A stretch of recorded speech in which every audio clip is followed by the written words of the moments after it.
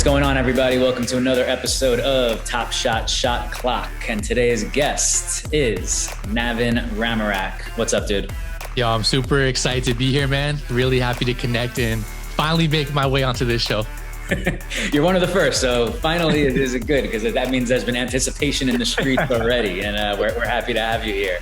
Where are you calling from today? Yeah, so right now, since the pandemic hit, I'm back home in Canada, beautiful Edmonton, Alberta, for anyone out there who may know what that is.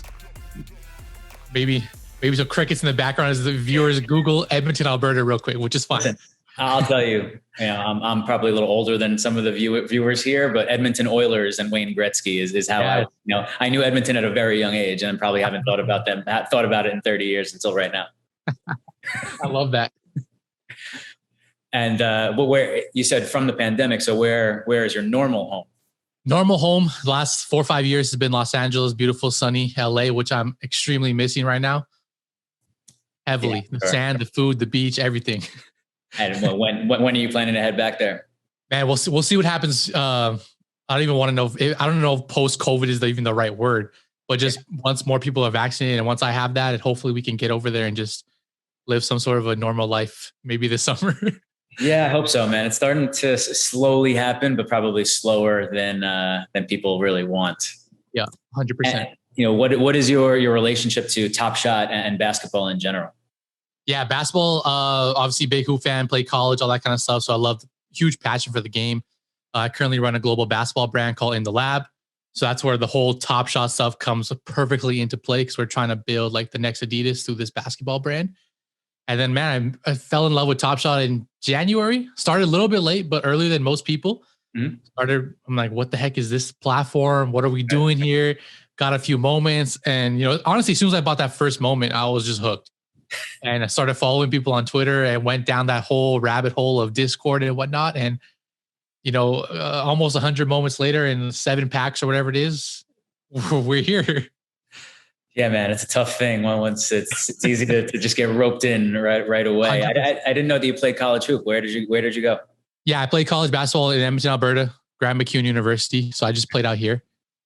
Did 3 years there and enjoyed myself while I got my degree. Awesome. So you are very familiar with basketball competition and challenges and games. So that brings us to what we're doing here today, and that is to play Top Shot Shot Clock. So are you ready to get into it? Yeah, I'm ready. Let's roll it.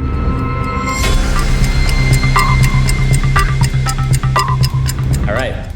Here we are, 24 seconds on the clock. Let's go. Question number 1. Who is a content creator in the Top Shot space that you can't miss? You have to consume everything they put out.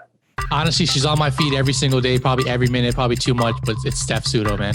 All right. We have to try to get Steph on. We've had Jen on here already, and Steph's on the short list coming soon, I hope. Let's say you're in charge of Top Shot for the day. What is something that you would change immediately? Oh, man. That's an amazing question. I think I would just want, not even change. I just want to implement more content. I want to get more diverse creators on there making content and showcasing, whether it's through the live streams or a podcast. I think that would be it. I agree wholeheartedly. And I think there might even be a space for a game show like this. I don't know. Dude, 100%. Little plug. When you were a little kid, what did you want to be when you grew up? Oh, man. When I was a little kid, probably as most boys is like a firefighter or something like that. But as soon as I understood what life was, I want to be a soccer player, man. First thing I want to be was be like Ronaldinho. Yeah. And play in a World Cup one day. All right. Still time. Still time? Oh, outside of that, once I got even older, was how can I be just like everyone else and make it to the NBA? The NBA dream. that was mine, and I'm sure that's going to be a common answer on this show. Growing up in Canada, were you pushed towards hockey fandom, and then when did you like kind of revert to basketball or pivot rather? Yeah, great question. Snow is, I think, running ice and it runs through my veins right now. So hockey was definitely pushed on us. I tried it. I played as much as I could. But I fell in love with basketball first, But road hockey, for any of my Canadians, if there's any Canadians listening to this, road hockey was the first passion, playing outside on the concrete. There's road hockey tournaments. That's where I first fell in love with hockey. I think we called it street hockey, not road hockey, but that's interesting. That's the first time. There you go. That's the first time I've ever. Cultural differences come in. Who comes to mind when you think of the word successful? Kobe Bryant. Rest in peace to the legend. Honestly, my idol is like a lot of my stuff is based on him. Is that man right there? Epitome of success. That Mamba mentality. Yes, sir. Exactly. If you could only keep 3 apps on your phone, you had to delete everything else, what would they be? Oh my God. Does messaging count as an app? Like the message app? This is a trick question, man. You gotta let me know. That's in the phone. So downloadable apps, not things that come already in. So I gotta keep Gmail. I'm just gonna throw it out there without even thinking. Say Instagram and Twitter. I'm just gonna keep those. I'm just gonna throw it out there. I don't even know. I know I'm missing some great apps, but we gotta roll with those big 3. What about Waze or Maps? How are you gonna get around this world? Oh man, we're not gonna get around.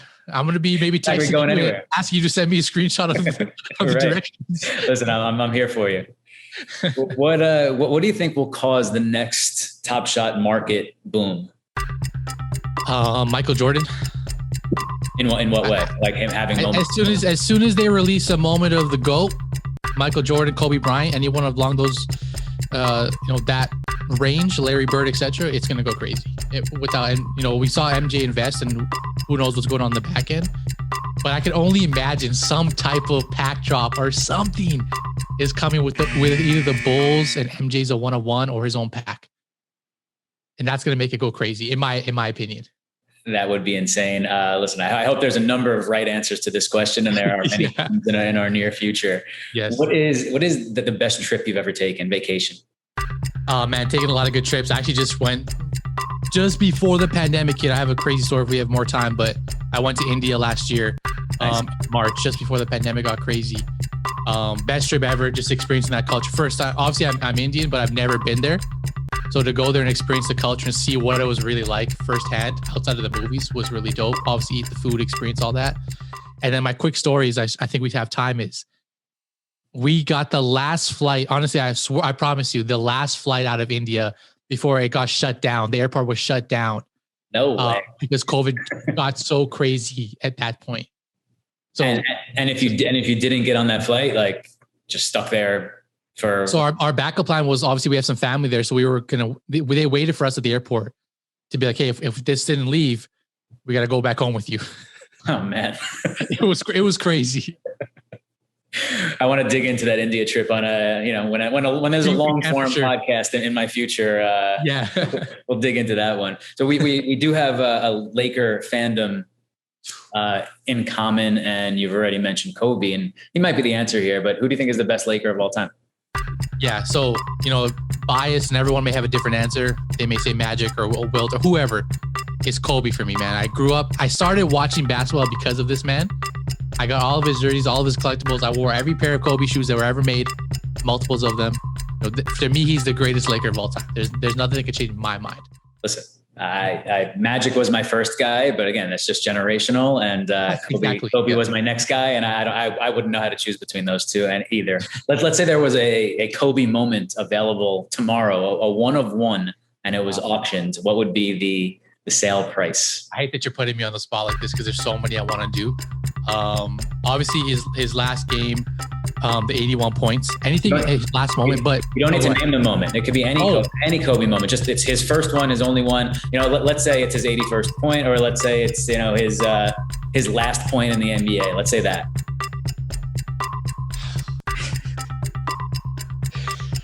$1 million.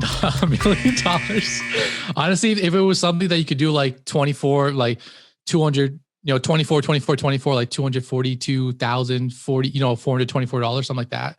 I don't know, some cool number, but I don't know, man. I can't wait for the day there's a Kobe moment on there and we're all fighting and trying to get it. That will be just simply insane. What's your favorite NFT project outside of Top Shot?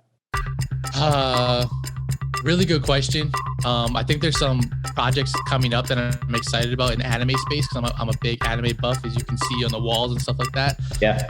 But I know there's a brand called Ikami which secured the license for Dragon Ball Z, and I'm really excited to see how they're gonna roll out the Dragon Ball Z world of NFTs, because the anime world is crazy. It's a different world.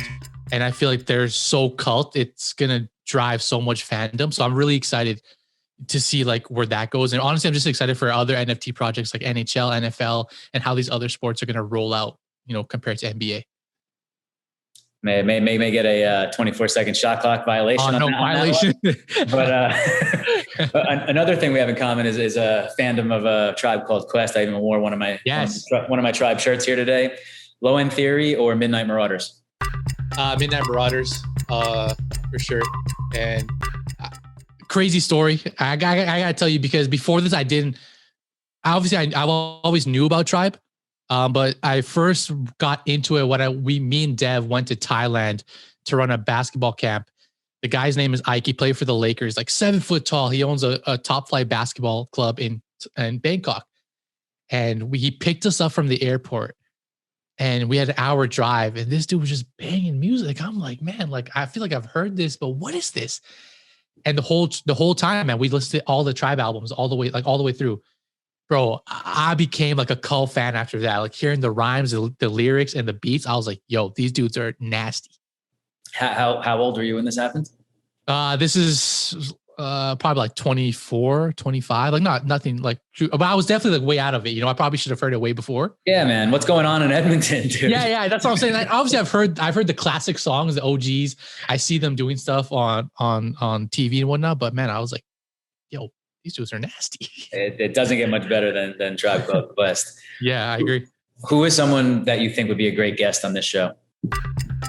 You could have so many people on this. I think you need to go with one of the OGs, which is LG from the First Mint.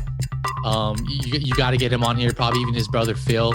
I would personally love, and obviously everyone's trying to do this, but if you can get Roham on here, I think 30 minutes of his day is asking a very small amount.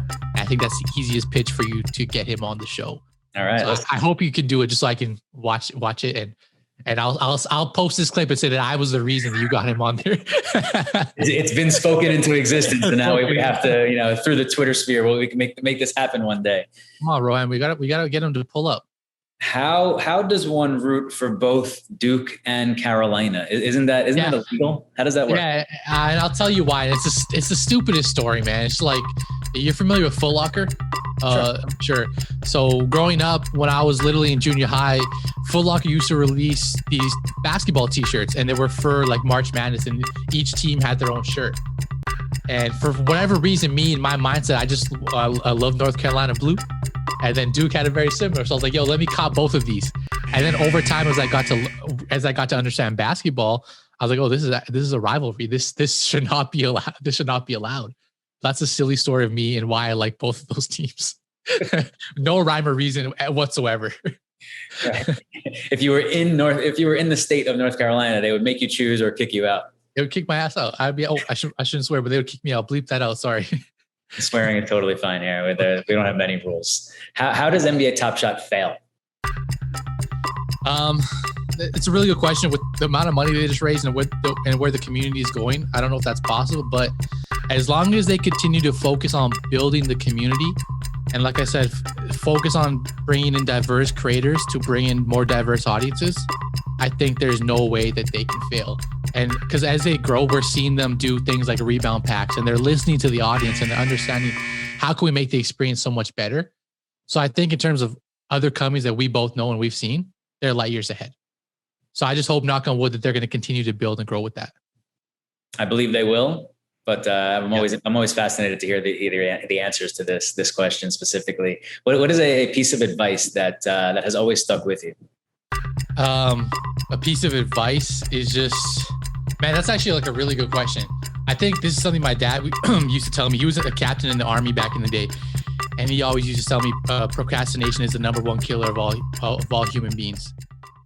He would always tell me that. He'd always say, don't procrastinate. If you have something to do, if you got to take out the garbage, you got to clean your room, do it today, because you don't know if you're going to be around tomorrow to do it. So that's always stuck with me, man, in business and in life. Makes sense. What is a Top Shot regret that you have? I don't know. Let me make a list and give you a million of them. From not buying moments to not starting earlier when I saw this in December and seeing people do it and not going all in January. You know, how many things can I say? But I think the biggest was just like when I started, And it's just like any other investment I've done or stocks or anything. It's like, you don't have the hindsight. You can't see the future, man. We don't know it. But I wish I just went all in and just got as many season 1 and all these moments and pack drops that I could have in January when they were $2. Would have been nice. Would have been nice. $5. Yeah, it's ridiculous. What about a regret outside of Top Shot? A life regret? A life regret. These are some thought-provoking questions, which I really appreciate. I think sometimes just not taking more risks. I need to take. I think a big thing for me being an entrepreneur is like I do take risks, but obviously there's times where I go back and I'm on a drawing board, like it's a 50-50 split. And for me, something I've always tried to teach myself, and maybe it's some entrepreneurs out here, is just do it. Just shut up. Don't talk to yourself. Just take the risk, because you don't know what positive outcome is going to happen or what learning experience will come from that risk. For sure. Action. Got it. Forward action. Yes, exactly. Who's your favorite stand-up comedian? This may come to some people, and this is my generation. So, it's right now it's a mixture of Kevin Hart, Dave Chappelle, and just throwing it out there because we're similar skin colors to Hassan Minhaj, because his show Patriot Act was just so like game changing to me, and the way he had it all set up, I loved it. All right. Nice trio there. We've reached question 24 here. Wow. Look at this. Right? Fun content. We should do another 24. Let's run it back. Season 2. We'll have you back. What is a moment in NBA history that you need to see on Top Shot? Man, holy crap. I would love to see Kobe and Shaq. Kobe and Shaq winning a championship. Any of the championships. I know that's super vague, but I would just love to see it. I would love to see MJ hit a bunch of his game winners, even one on the Utah Jazz. I would love to see Kobe's free throw when he tore his Achilles and walked to the line. Yeah. I could go on and on. So there's so many classics. The Kobe Shaq one would be the alley-oop against the Trailblazers. Alley-oop and like the celebration. But then the thing is, whose moment is that? Is that Kobe? Is that listed as a Kobe moment or a Shaq? And maybe we start getting into to collab moments. And I don't know how that works. Right. But Kobe Shaq moment, the duo moment. Why not? There's so many great NBA duos, and if you guys are watching this and you come up with duos, you better come and give us a free. You heard it here. Okay, you heard it here first. We're partners on this, by the way. 100%. No, we both need it. 100%. Awesome, dude. That was a lot of fun. Thank you, man. Content wise, I just want to give people a piece of advice. This is amazing content. It's quick. It's to the point. Had a lot of fun. I didn't even realize we were at question 24. It was a blur for me. So I appreciate you taking the time to put the questions together, because I know firsthand that could take a little bit of time. And this was dope, man. I hope there's a season 2 or 3 or whatever, and I can hop back on it and run it back. Thank you. Where can people find you out in the world? Yeah, if you guys want to find me, hopefully we can make it pop up on the screen, because my name is pretty wild. But it's at Navin Ramharak on Instagram and Twitter. So just feel free to hit me up. We do a lot of podcasts, different content, all that kind of stuff. We're definitely going to have Chris on my podcast in the future as well. So stay tuned for that. Coming soon. And what about In the Lab? Yeah, In the Lab is really basic, at In the Lab on Instagram. As soon as you type it in on Twitter, you'll find us. Website inthelab.tv, or just Google us. And yeah, hit me up, man. If you guys ever want to talk, have questions, let's connect. Awesome. Thanks, Nav, man. I appreciate it. Thanks so much, bro. I really appreciate it. All right. We'll see you next time, everyone. Thanks.